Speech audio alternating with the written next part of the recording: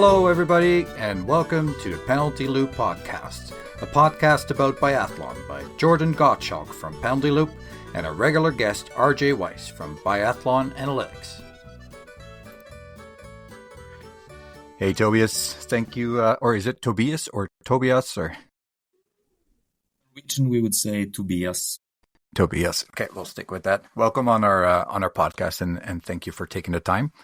Jordan is currently still driving. There was some traffic jams that he got stuck in, so he might pop out and go to his laptop when he gets home. But are you okay to give a brief introduction? I did some research on you, but maybe just in general, kind of how you got into biathlon and where you grew up and that kind of thing. Yeah, I'm Norwegian. Growing up in Oslo, not far from the Holmenkollen arena. I didn't start out with biathlon very young, more I think in the age of like 12, 13. And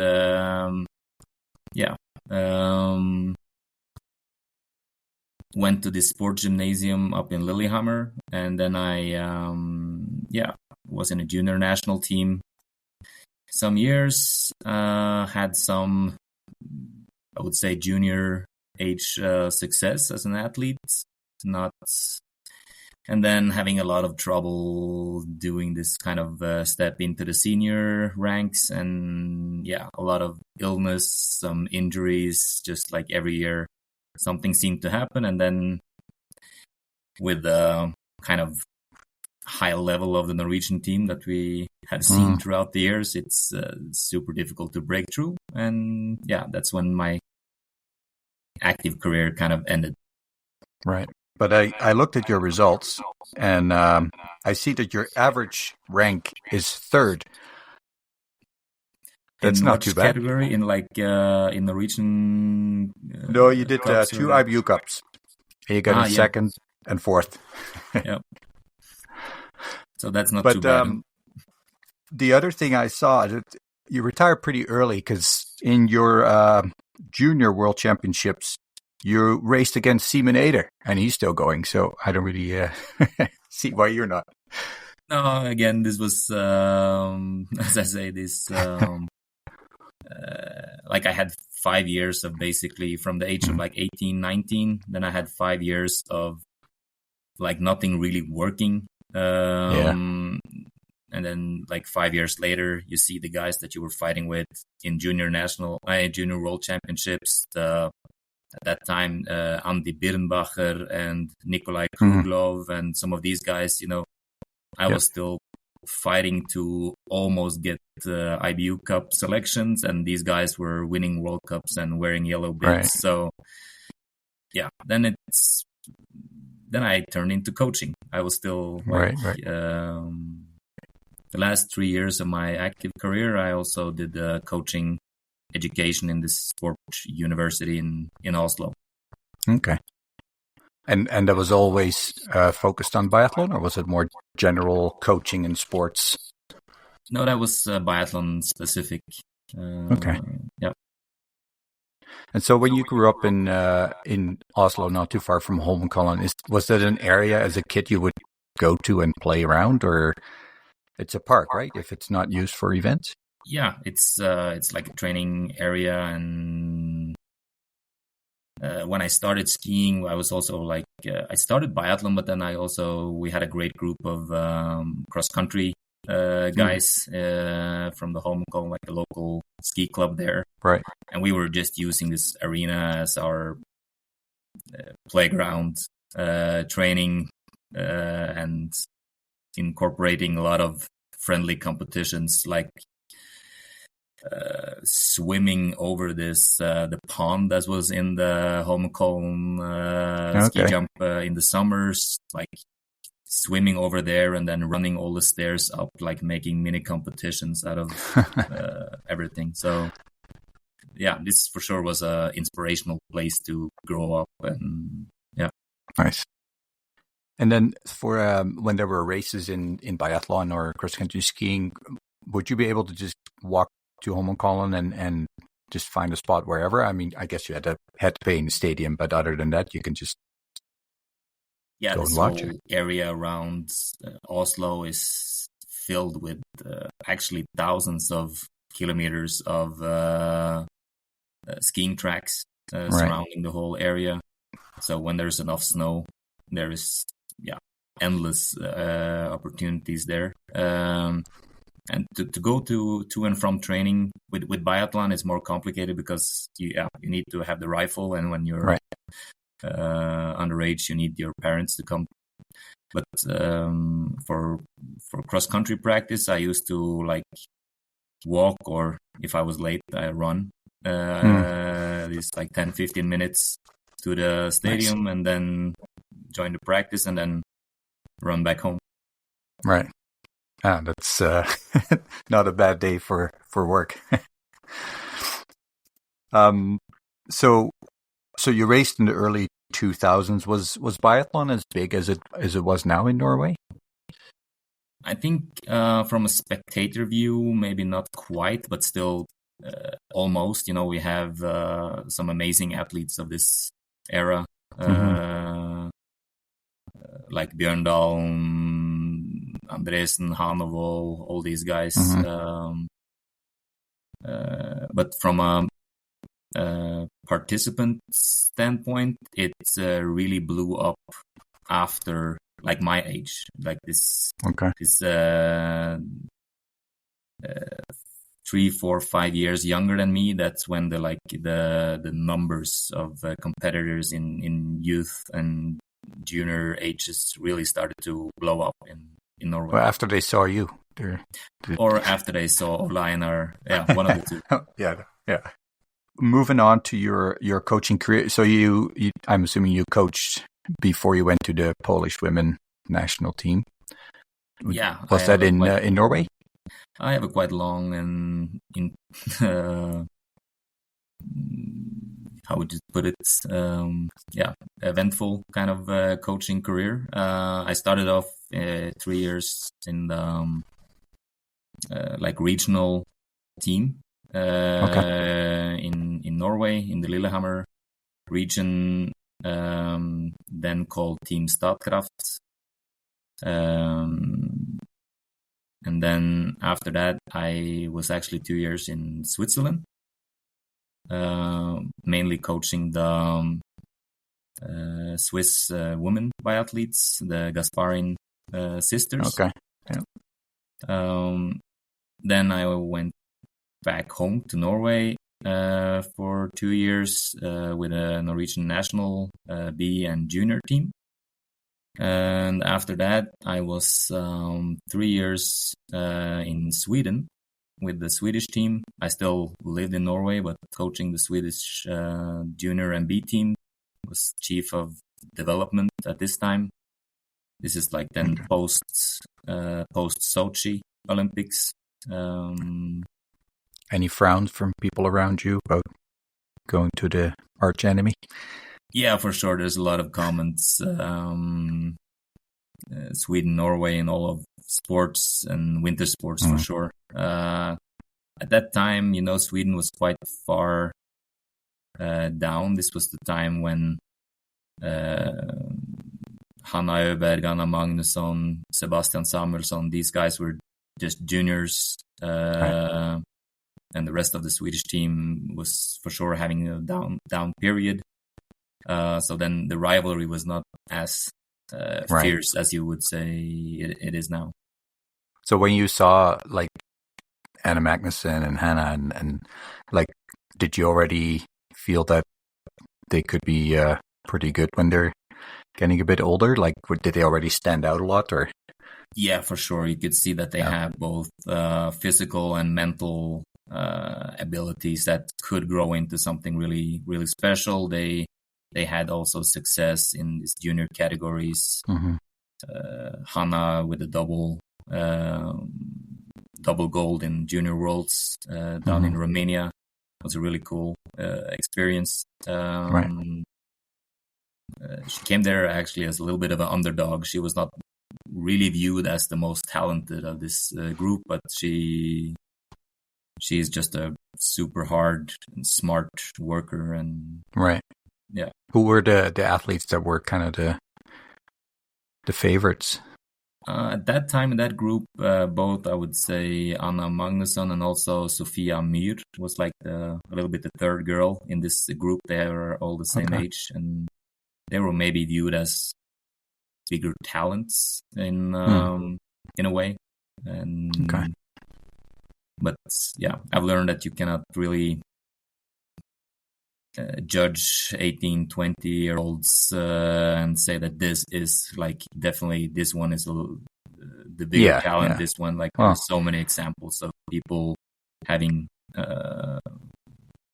developing in different speeds. Right. Okay, and then so after the Swedish team. Then I actually, then that was my first stint with the Polish team. I was, this is then the year of Pyeongchang Olympics. A little bit out of the blue, I got a chance to coach the women's team for this Olympic season. A challenge that I took. This was also, I would say, a little bit of a last dance kind of team, with a lot of experienced athletes that had some good success. Gusick, Nowakovska, Gwiston, and Heunitz, like the four big ones. And it was quite clear that this is like the last time that all these four are going to have a relay team to try to do something special there. So that was really, really exciting. We also had a young Kamila Zuk in this team. At that time, she was a junior. So that was a big challenge. We came close to doing something special, but we couldn't really finish it. I don't know if you remember, we actually were leading the relay in Pyeongchang after 3 legs, and then we finished 7th after the last leg. But still really close to the podium. Only like 43 seconds or something. Not that I am thinking about this race a lot. But you just don't know to the second everything. Just know that we lose by 43.6 seconds. And that was, and we still finished 7th in a relay, which is like a super close race. So Right. And I didn't have time to look up all the stats, but I think Nowakovska had some medals in the World Championships that year or the year before. Is that right? No, not that year. That was a couple of years earlier. This was like she came back. This was her. She came back after giving birth to the twins. Right. And then she came back for one last season as a twin mom. This was the one Olympic season, so she gave it like one last go. She had some good results there. Like she was a couple of times in the top 6 in the World Cups, but no medals. And then, so after the Olympics, your contract was done, and it was done. So then, without medals, then I guess that was not good enough. And then I got a chance to go to China. So, then I had the 4-year period there with this China team, which was for sure really interesting. I would say we had and after a period there, there was a lot of things always changing. After 1.5 years, also Olayanar and Daria came in as coaches, and we tried to do also there something really special, but this whole COVID situation and everything really made it difficult Didn't help. to get done what we were hoping for. Right. And then was that up till the Beijing Olympics? Yeah. So I was there then throughout the Olympics, and then after that, I got a request to rejoin the Polish team, and then that's my current situation. Right. So when you came back to the Polish team, did they make you interview and do all that stuff before, or were they just like, "Oh yeah, come on back, we're happy to see you"? No, it was a little bit for sure. Like they knew a lot of the key personnel. They knew me from before. We kept in contact. I guess key persons in the athletes group were also happy about the return. Mm-hmm. Right. Going back to China just for a minute, when you were coaching China, were you living full time in China? No, I was living in Lillehammer with my family, and as I said, this China, like the frames kept changing. How are we doing this? And we always tried to make it as as professional and good as we wanted, but first of all, the Chinese system is really not that easy to change quickly. And then when we had this whole COVID situations with crazy lockdowns, and like they were not able to go out, we were not able to come in. When we were able to come in, we were able to, where we had to be there for long periods and doing like long quarantines to get in. So right. That just made everything very, very complicated. Right. Oh, no kidding. Yeah. I mean, that's just, and I have to imagine that there was some pretty significant, I'm not going to say like language barriers, but also just like, cultural barriers. Yeah. That's the way of saying it. Right. And just trying to communicate sometimes, or like just trying to like get across an idea would be much more difficult than it would be dealing with, some of the athletes either in Poland or Sweden or Switzerland that you had coached previously. Yeah, for sure. That's a huge difference. And in the beginning, we didn't have any translators, and like the language or their English level was for sure extremely limited. And then you have to like simplify everything you do. So you like every feedback, just to organize the training sessions need to be really, really simplified. So basically for the first year, we did not have year and a couple of months, we did not have any translators. And then suddenly we had 3 translators. But none of them had any sporting background. So basically, even though they speak good but not perfect English, you then have to also teach them sporting terms. You have to teach them biathlon specific terms. Sure. You kind of need to teach them the whole sport before they can really work well. And then suddenly 2 of them were gone. We had only 1, and then this was the kind of stuff that's kind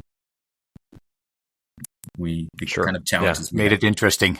Yeah, I've always wondered about that Chinese biathlon team, because as far as I know, China has a pretty strong shooting culture when it comes to like shooting performances on the Olympics, like the actual handgun or rifle shooting. I don't know what it's called even, but and as far as I know, cross country skiing is not something that's on the radar a lot there.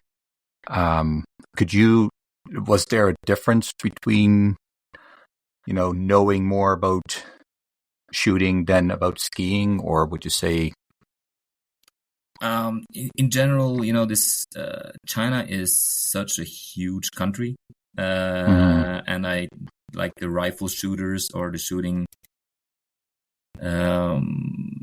specific athletes. They are not necessarily in the same area at all, or have any contact with those who do biathlon. It's very, very select, small areas that you have athletes. This is mostly the northern, like logically, where you have snow. So it's these areas that produce basically all the biathletes or all the skiing athletes, and also these like the regions inside of China are basically same. Like the differences there are many times bigger than the differences in European countries. Right. Yeah. So the Olympics finish up, your contract with China ends up, you had the opportunity to come back to the Polish team. So you did. You mentioned that some of the athletes were pretty excited about you coming back. Which I was going to say is interesting, because a lot of the women who I've been excited about with the Polish team are so young. So, did you have a lot of contact with them beforehand, or was it more of like the older athletes who kind of were later in their career? Yeah, this was mainly like the two athletes that I had worked with was Kamila Zuk and Anna Maka. So those were the two that I knew from before. The rest of them were all like just names and names on the IBU Cup list, or how you would say it. I would still follow them a little bit, talking with Polish coaches or service guys and saying like I saw that someone did something good on a Junior Worlds or in the IBU Cup, but yeah, they were unfamiliar for me before I signed. Yeah, because Kamila Zuk, I mean, she's right now, I guess, well, she's not competing right now, right? Because she's out with injury, but she's still only 26. But I think she's got the most career races on your squad right now. Yeah, by far. So yeah, she and Anna was the two with some relevant World Cup experience. Yeah. When I took over, Jakiela and Sidorowicz both had like some races, but not for sure not a lot of World Cup experience. Well, they're getting it now. And I think part of the reason you can ask RJ this, but you had been on my list of people I wanted to interview for a long time. But part of the reason for really wanting to do it now is because I think you guys came out of the gates in Östersund with a great individual race. So and that's even without Kamila Zuk even being able to compete. So I was actually curious what kind of things, when you came back to the Polish team, what did you identify as things that you really wanted to focus on, and how did that develop over the last year and through this summer to get to the point where you are now? For sure, I just I kind of make this overall like trying to evaluate what they have been training on a physical level. First year, just trying to really make them understand how I feel different training sessions should be done, how I build up the let's say the weekly or monthly and then yearly structure of the training, which sessions are important, which sessions it's not that important that you can use, like, so just trying to build a base of how to do the different sessions, get quite high volume of hours of training. And yeah, I think this year too has a lot to do with them really understanding what I want them to do, and that they have consistency in their training over time, because they have had a lot of coaching changes, and going back and forth between programs, going back and forth between coaches, and that's, for some it can give a short-term effect, but I think for over a longer period it's better to work with one coach or one system or one way of thinking. Yeah, and are you there all the time, or are you traveling back and forth? Or traveling back and forward, and also they are traveling back and forward. We have basically summer. Our summers we are more or less 50-50 on camp and at home. But I do have I would say the strength for the team and for me, that I can take the team to some longer training camps in Lillehammer at my home. So this year we had 2 times, first in June and then in August, September. We had 2.5, more or less 3-week camps. So at that time I'm at home. I can be with my family, but I can still work. They have a chance to have a training camp in what I feel is also probably one of the best places to actually have a training camp. And then also we did the preseason in Shushan, which is then I'm also staying at home. So driving to and from Shushan, this 15-minute drive. So that lets me be at home for basically 2 full months in total, but still being with the team and coaching them. And so then it's not that many days of traveling away. And do you team up with other teams sometimes, like other nation? Sometimes, not a lot. In Lillehammer we had a couple of sessions with Norwegian national team. We got to test ourselves on some tough running intervals with them. So happy about that. I invited Lotte Lee from the team, which also is an athlete I know from before. Like if she wanted to join us for some sessions when we are there, to give us some sparring, to give her some sparring. So it's not we don't have any fixed cooperations, but we are, when we see the opportunity, we kind of we joined the Norwegian team for test race. That was not this year. That was last fall actually.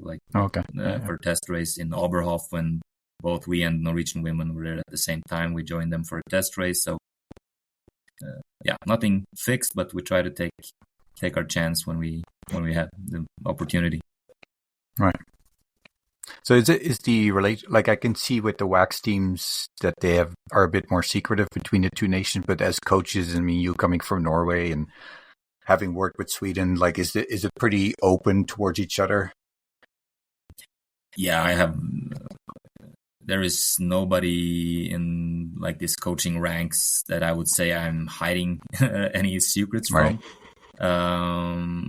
I truly believe that sharing knowledge, is a great way to work. I have a lot of great friends from my earlier coaching jobs with Sweden, with now from the China team. We had both Erik Kulstad, which is now head coach of the Finnish team, and we have Jean-Pierre Amat, shooting coach for the French. 2 great friends of mine that I keep discussing all the time with, and so there is so many that you just keep talking with everyone. There's really a super friendly and knowledge sharing community of coaches, I would say, on the IBU, on the IBU circuits. Right. Yeah, I always loved that when I think recently there was a final shooting of the race where two athletes and then one of them missed and one didn't, and then the coaches just congratulating each other. I like seeing that. It's yes, it's competitive, but at the same time, there's a lot of respect for each other, it seems. Yeah, and that goes on in the top level. I guess there is a little bit more rivalry going on with the top teams, but also like we are not the ones like scoring really high, but on a like steady basis. But everyone noticed, or not everyone, a lot of people, like surprisingly many, come and congratulate us when we do something a little bit extra. And this could be like nice. For our group now, it could be like scoring points, and like for sure. After this individual in Östersund, there was so many people that was just it felt like they were super happy for me, super happy for the team, and yeah, that was really warming. Mm-hmm. Did you know that was coming? Could you feel that there was some great performances that were just about to come out? I have to admit, not at that level. I felt confident that we had made steps in like basically all areas: skiing, shooting stability, mental strength, all these kind of technical, tactical, all the elements. I feel that we're making steps, but at the same time, we are not doing that many standardized. Biathlon is super difficult to measure pure performance. Like if you're a 100-meter runner or swimmer, in like things is quite standardized. It's very easy to see your development. Right. Like you're running your 800 meters 1 second faster than you did last year. That's that's a good thing. Like you cannot take that away from someone doing track and field, but biathlon is so complex and difficult to measure performances that you always believe, but you also teach yourself to be like a little bit careful about being too optimistic. No, but we did the opening races in Sjusjøen with the Norwegians. We know they are super sharp there going into their season. We came just a couple of days earlier, didn't really have time to prepare for the races, and still had some good performances with not our full wax team, just and not our best skis. So those performances were sure giving me some positivity. The Germans, the Italians were also there. We saw that we were definitely quite okay. So, but no, I did not expect two girls in the top 11, really close to the top 10, but yeah, so close. That basically all our athletes are making personal bests. In the first two World Cup stations. That's really cool. Yeah, what more can you ask for? And RJ might have more on this too, but it seems like they're all skiing much faster than they have previously too, and not like by a little bit, but significantly. So, like I don't know if your wax guys are just like nailing it right now, or sure. I mean, I was just going to say it. I will always take a little bit of the credit. When we have good. Most of the credit goes to the athlete themselves. They are the ones doing the work. I'm just trying to help them as much as I can, giving them the tools and the guidance. But then I think for sure I know our wax techs have been knocking it out of the park, to use your kind of phrasing. They've been super good. They were good all last year, but I think they've done something really really special this first couple of stations. And it has to be more difficult this year too, right? With the floor ban really being in effect, and the not even just that though, but the wildly different conditions from the test race to Östersund and now in Hochfilzen, and it looks like Lenzerheide is going to be a little bit closer to Hochfilzen, but just maybe a little bit colder by a few degrees. But those are pretty different conditions, and it seems like they did I didn't see a huge change in performance from the athletes from week to week. No, they're with this floor ban. You're talking about floor being a little bit the equalizer, especially in the warmer conditions. The individual pair of skis has a bigger influence, and for sure, we are not the ones selecting the skis first. Like our guys, we are not the highest priorities for these ski brands, because we have not proven that in the result that we are worthy. So, but then again, it's just my hats off to the guys. I'll mention them by name: Jan, Melis, Marius, and Maciek. They are really doing a hell of a job with not the highest budget, to put it that way.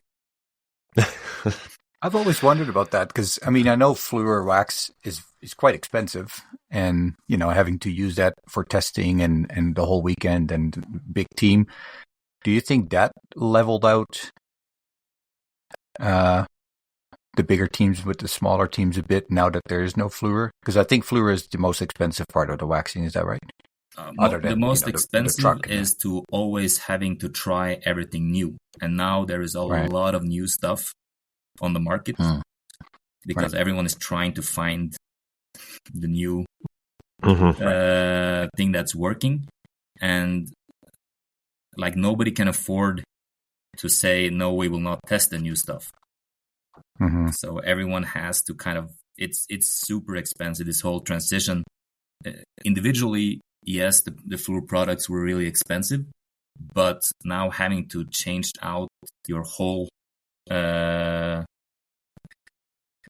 storage, your whole bank of waxes, and trying every new product that all the brands are bringing. You have zero experience going back.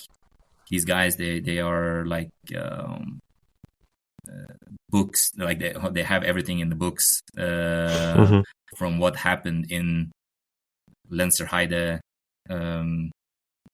7 years ago when the Tour de Ski was here. These they know that, okay, this product from this manufacturer worked on this kind of humidity, and but now all this knowledge is basically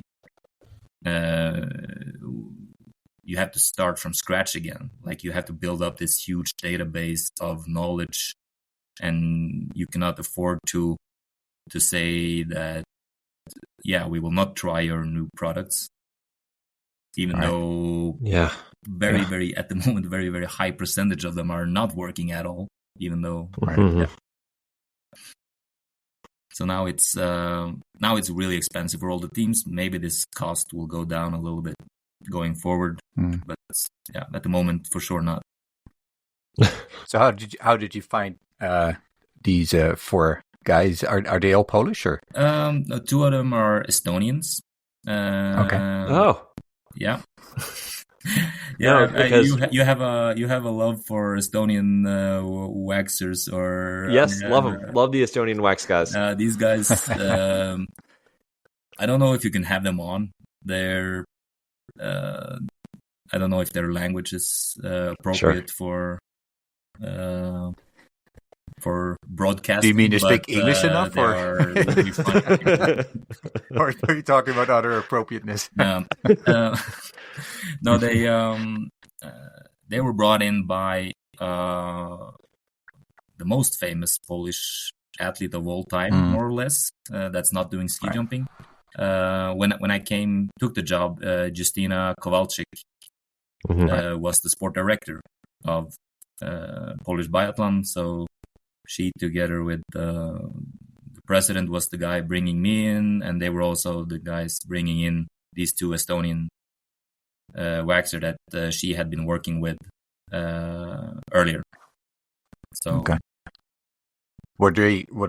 they were waxing for her when she was at her peak, or no, they're younger than that, but they were waxing for like the team that when she was in cross country. She had a team on the she was coaching a group of athletes in cross country. And yeah, that's where we got him, and we're keeping him. Never let him go. No, we have them. They have same length of the contract now as I do, so that's good. Yeah, tied together at the hip. Hope so.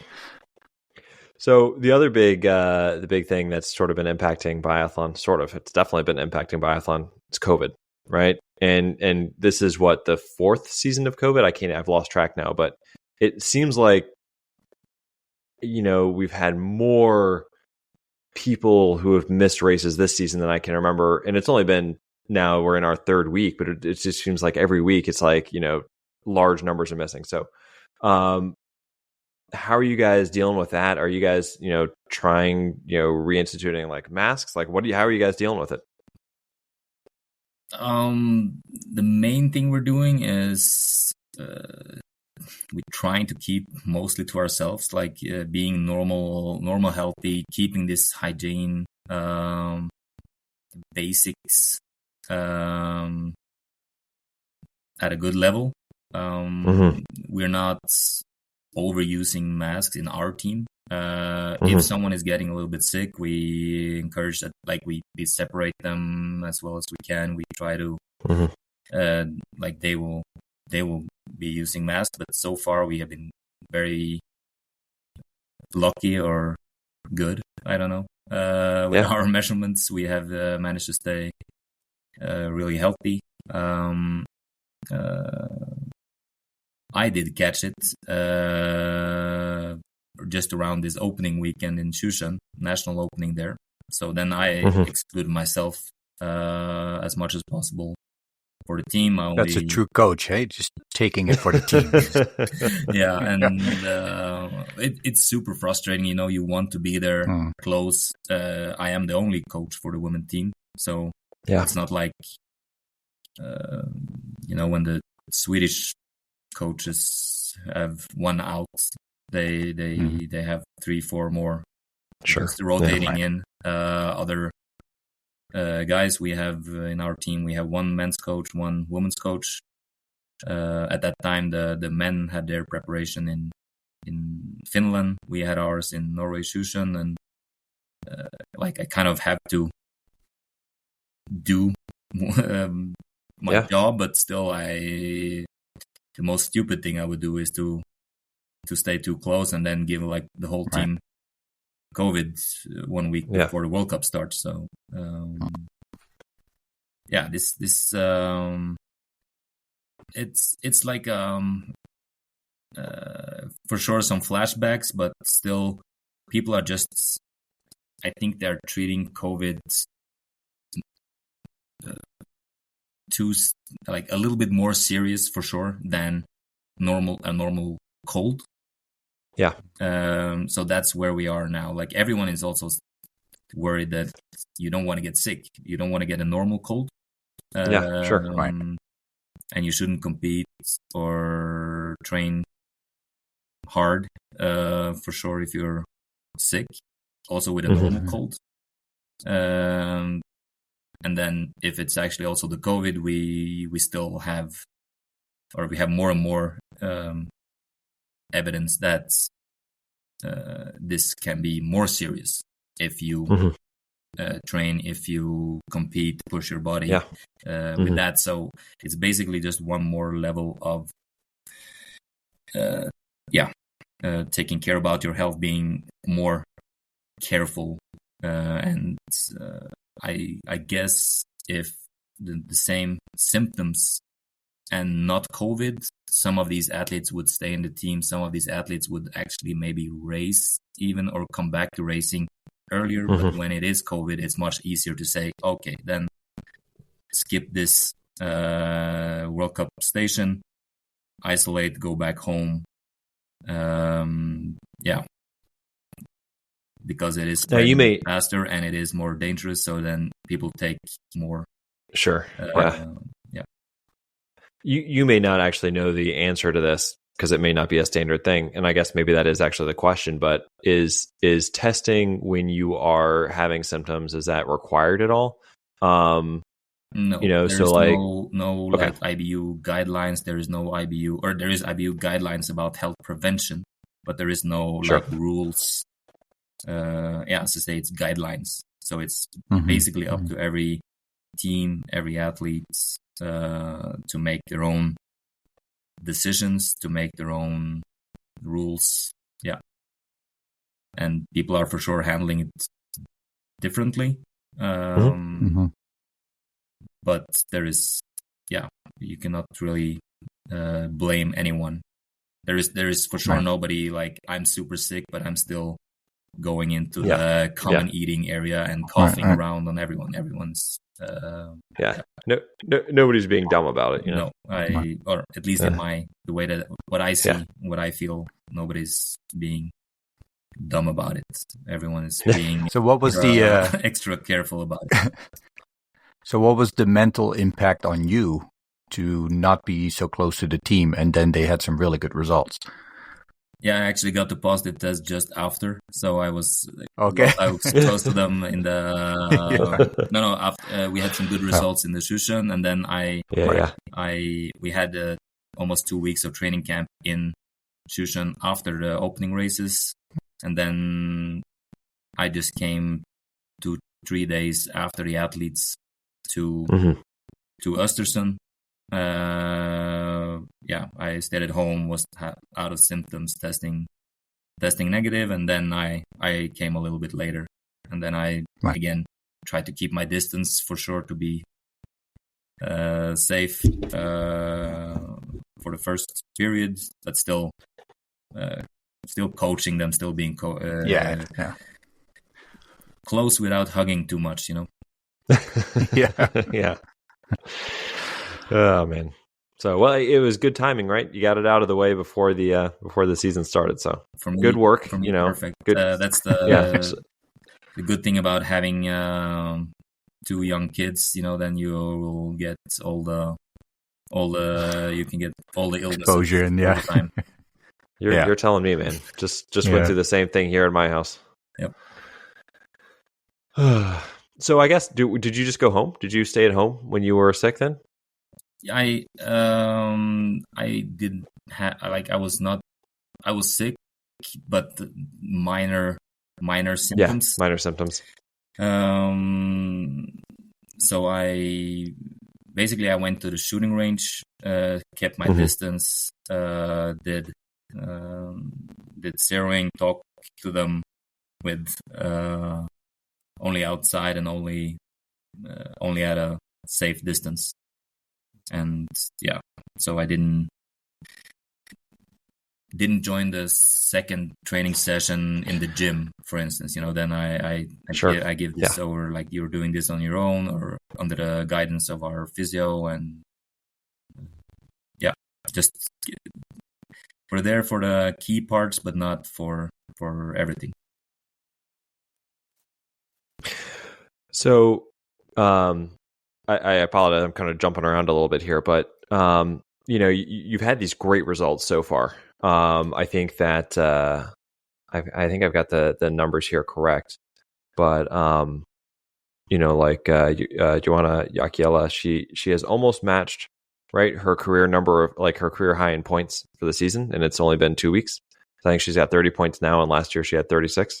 Yeah, that makes I think so. So she's doing awesome. Natalia Sidorowicz, has come out here and done really well. So with their early strong start, does that make you reevaluate kind of maybe where you're hoping to see the team the rest of the year, or do you sort of like maintain expectations, or is it like it's probably hard to do that because you get excited, right? You get excited, and this is the thing with all coaches will tell you like that. All coaches see the best in all athletes. They know what they can do at their best. We were fortunate enough to have two of our athletes having a great day on the skis, having great material and shooting 19 hits in one competition.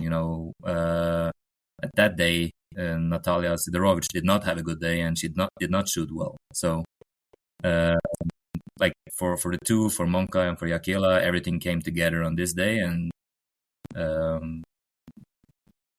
you know what is possible, but you also want to temper the expectations about like this is the new norm, because it will not be the new norm.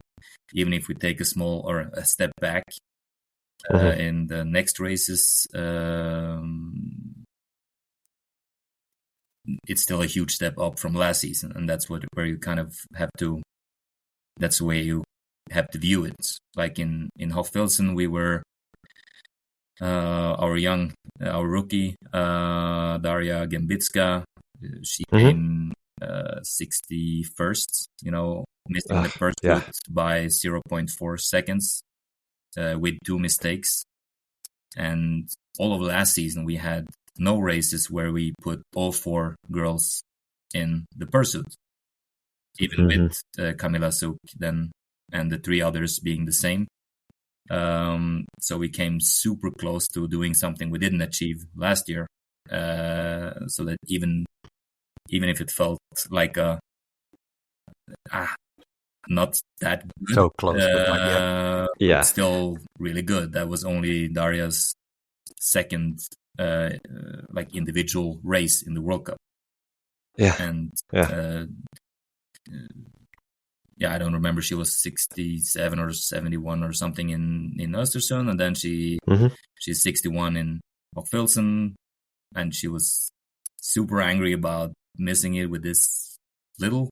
But then again, my words to her were, "You did a personal best. Just keep doing that.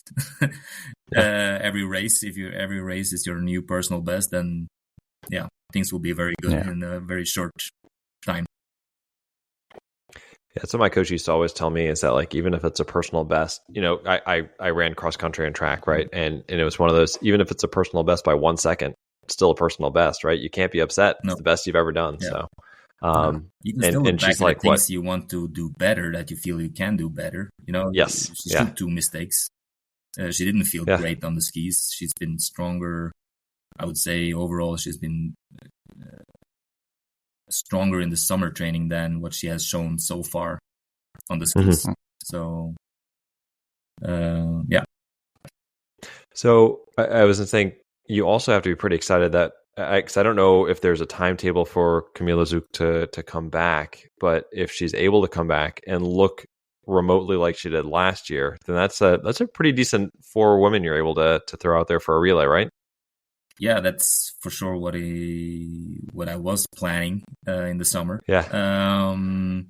She has some, and even before her injury, she was like normally our physically strongest athlete. The timetable at the moment is still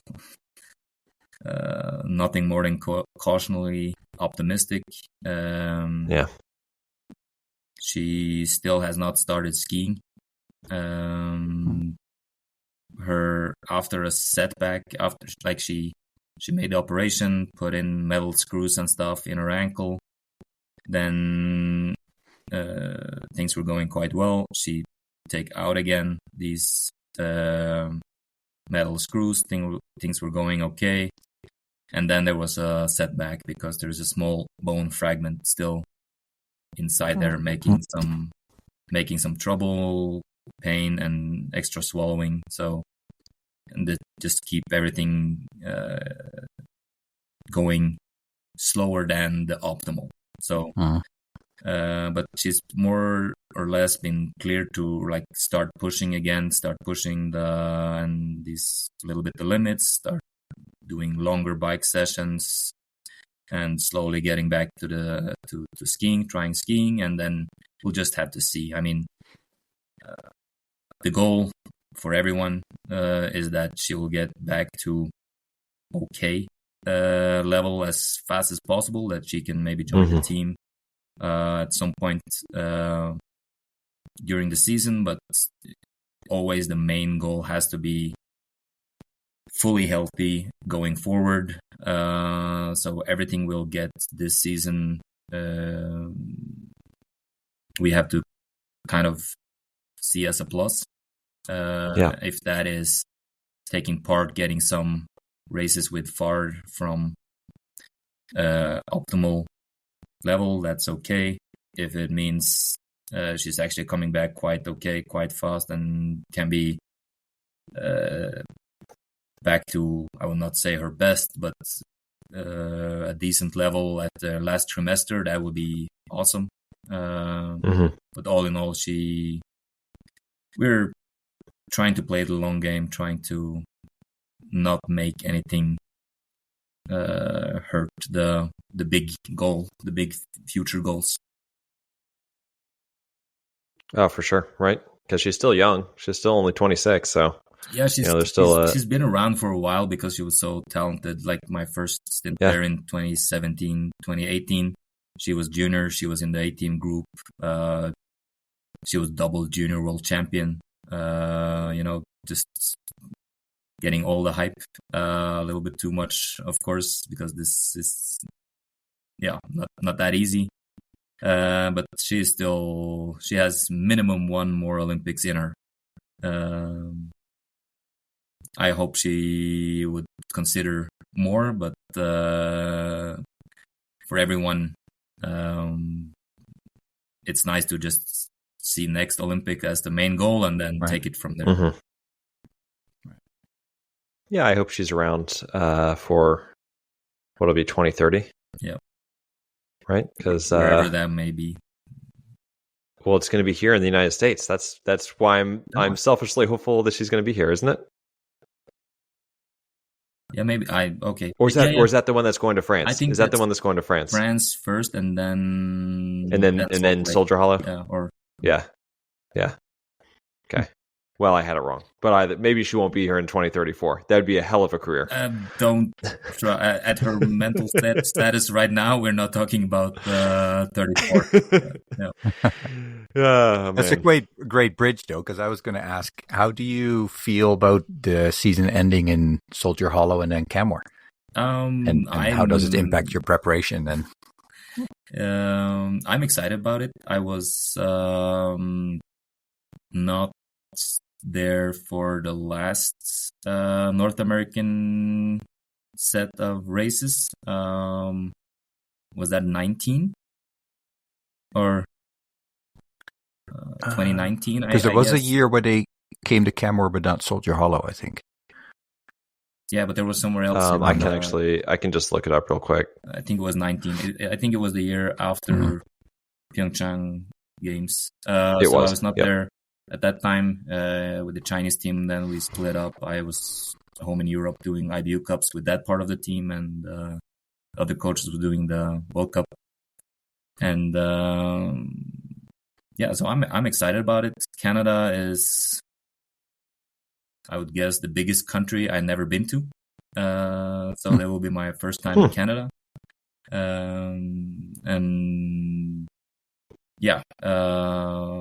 I also saw that it will be the furthest west I ever traveled in the world. I traveled quite far north, south, east, and now this will be my new westernmost travel. So I'm super excited about that. Cool. And I think it's great that we do this North America tour every now and then. There is so many great venues on the World Cup, so many great places that deserve to have quite regular World Cups. So it's really hard to fit all the places in. But I think we should go there every now and then, and I'm looking forward to it. Right. Yeah, it seems like the kind of thing they could make happen like once every Olympic cycle. So like, if the Olympics like, in 2020 and then, or 2022? Yeah. 2 years ago? Yeah. Yeah. So it'll be 24 when they come here. And then like, obviously 26 in the Olympics, and then 28, they can come here again. Yeah. Anyway, that's just my dream. And, I think it's correct to put it in, at the end like this. Right. For sure, I also love the season ending in Oslo. That's right. Yeah. Like everything is coming together at my home venue. Yeah. The weather's always beautiful. There's no fog. Oh yeah. And everyone just had this really relaxed feeling about them. Like right. So that's I like Oslo to be the end, but.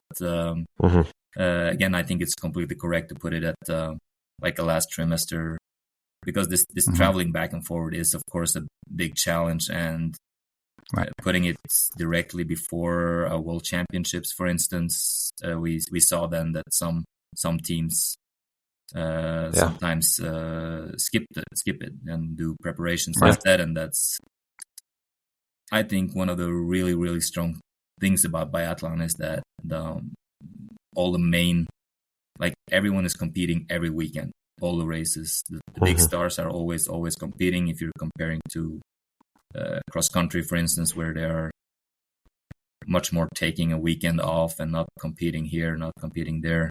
So that's one of the strengths about biathlon as a TV sport. Well, Absolutely. If you want me to do some exploring rides there or skis, then let me know, because I go there every Monday night. So they just put in the new penalty loop, because they moved some things around on the range in Canmore, and it's looking really good. They're building a new building for spectators, etc., and it's looking really nice, because it was always cool, but it had the kind of an old vibe, because it was from the 1988 Olympics. And, it had some paint done and stuff, but it kind of looked a bit dated. So the new building they're putting in is quite spectacular. So hopefully it's all done in time and have some really good races there. Yeah, I was for one North America tour. It has to be back in... I was with the Swiss team, so that will be then back in 10, 11, 12 or something like that, Fort Kent and Presque Isle.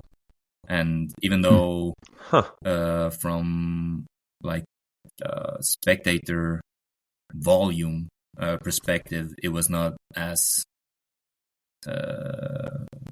much, of course, not as much spectators as you have in the main European events. It was still like a new experience, it was cool to go there and race, was my general memories of it. And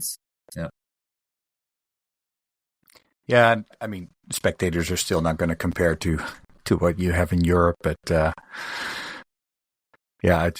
I really hope that people that do know biathlon come out and cheer everyone on, because it would be quite exciting to see it on a TV rather than a few spectators here and there. Yeah. So nobody wants to just see you and me there. It's a hard thing, right? It's it's such a small sport. When I tell people I do biathlon, they ask, "Oh, don't you like biking?" Yeah, because you're just doing swimming and running and stuff like that. So I've given all those answers to people when I tell them, what do you work with? And then, oh, okay, I guess someone has to do that too. And but what do you do in the summer? Like, no, it's a full year job. We actually have to practice throughout the summer to race in the winter, and it's I'm doing a lot of explanation throughout my my years, talking with people without this base knowledge of winter sports. Yeah, is biathlon kind of known in Poland, or is it super small there as well? For sure, ski jumping is 1, 2, and 3. Right. Yeah. I don't have the numbers, but they are. I think, like as a TV sport, it's for sure quite popular. Okay. It's known but not big. But no other winter sport than ski jumping is big. Right. At the times of Justina Kowalczyk, for sure, cross country was super popular. But other than that, there is like no historically big winter sport there. So if we might squeeze out some success, then for sure I think the interest will grow a little bit. There is an open market behind ski jumping to be, I would say, second biggest winter sport. Right. Yeah, for sure. Yeah. So you have been incredibly generous with your time, and I know it's getting late. You have racing starting tomorrow, right? So it's already what, I think 9:30 your time. One more question. Oh, please, yeah. If you have time, Tobias. While we were waiting for Jordan, we were sharing back and forth some data and stuff. How do you use data at all for analyzing performance kind of over the season or just after the race, or is that still kind of it's nice that it's there, but we don't really read too much into it? Or no, I'm using all the data I can get my hand on and be able to process. Skiing times, how you're developing your skiing time from loop to loop, like your pacing of trying to analyze at times different sectors of the track. Why did you lose a little bit more on this section? Trying to find out that stuff. Shooting speed is something that we have been working on quite a lot as a group, and sometimes it's like my job to go into the data, find the specific numbers, and put it into my training plans and how I build up training sessions. Other times it's up to me also to just present the data to an athlete. And for instance, I took out all the shooting times of all races last season, looking at time between each shot, range time, shooting time to the first shot. And for instance, for Natalia Sidorowicz, we just saw that like her shooting percentage, her shooting between each shot was basically exactly the same like Julia Simon, which was the fastest and like the top athlete. But we saw that she lose between 4-5 seconds often to the first shot. And if you're shooting 4 times and losing 4 or 5 seconds to the first shot, that's quite a lot. Extra penalty loop, almost. So then we just, we and she in particular just worked super hard on this all summer. I presented her this data in May, and we did as a team a lot of work on it, and she also did a hell of a job individually. And now she's not the fastest, but for sure her shooting times are normally like, if not top 10 of, she's sniffing the top 10 in total shooting time. And that means you're not losing a lot to many. At least if you can keep your percentages up, then you are gaining time on a lot of athletes and not losing too many. So in that kind of way, and I look at the course times. I look at the average position of our team, what kind of course times you are doing on average as a team, to try to see what kind of of course it can have, there's so many things that can influence this stuff. So it's hard to, you shouldn't overanalyze. For instance, okay, now we're scoring 5 spots better on the pure course time as a team, and that means that the last training session we did is the correct one and not the one that we did 2 weeks ago, because this can also be the waxing. It can also be other factors, like if this track is suiting our strengths, or if this track is actually not that great for us and strengths we have as a team. So there is, you try to use data, you try to analyze it, and you try to keep yourself from over analyzing and making truth just based on narrow data. So that's I would say a stupid yes and no to everything kind of answer. Yeah. No, but I always, like, because I am, fair to say, a data nerd, but I always try to make really clear, like, I don't see it as a replacement for what you see and coaching that already exists. But I think when you, based on, your expertise and knowledge, and you look at an athlete and you kind of feel like things are improving, and then the data shows the same, then it's just, another step closer to being more sure about what's going on. So, and it can highlight some things that, maybe you just don't see in the long run. And like you said, with, little pockets where you can add some improvement, and then it can be really helpful. But that's just the sport. Like, it's just so many small areas, some of them very visible, and some of them very difficult to spot. Like, there is so many seconds around there that you can catch or lose. And again, my Estonian service guys saying, like, why don't they just shoot faster and better, Then that would be awesome. We tried to do that, but we couldn't this time. But maybe we'll try a little bit harder next time, or we'll be a little bit more successful when we try equally hard. So, well, you mentioned the sector times and that kind of thing. That's actually an analysis that I'm just working on right now. So if I spot anything for your athletes, I'll let you know for sure. Thank you.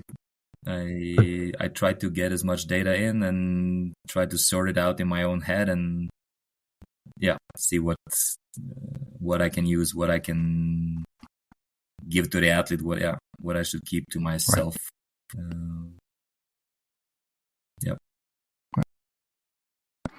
Jordan, did you have any last question? Or how's your golf game been?